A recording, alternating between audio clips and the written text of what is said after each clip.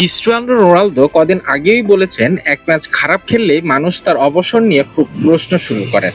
বয়স আর ফর্ম নিয়ে কথা শুনতে শুনতে যেন রোনালদো তিক্ত। সেটি আবারও রাগঢাক করেননি সাংবাদিক সম্মেলনে। সাংবাদিকের প্রশ্নে কিছুটা মেজাজ হারিয়ে উল্টো বলেন, তিনি জানেন এই সাংবাদিক তাকে পছন্দ করেন না।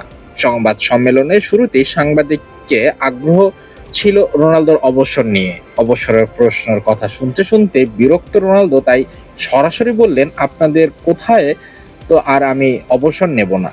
আমার যখন ইচ্ছে হবে তখনই অবসর নেব। এখন খেলাটা উপভোগ করছি। শুধু এইটুকুই বললেন রোনালদো, থেমে থাকেননি।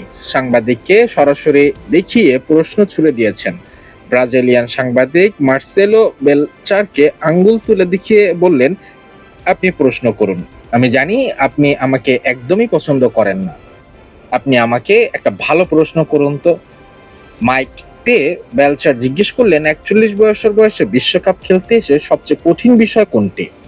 রোনালদো ঠোঁট কাটা জবাব দিতেই এক মুহূর্ত দেরি করেননি। সবচেয়ে কঠিন বিষয়? সবচেয়ে কঠিন হলো আপনার মতো সাংবাদিকদের সঙ্গে কথা বলা।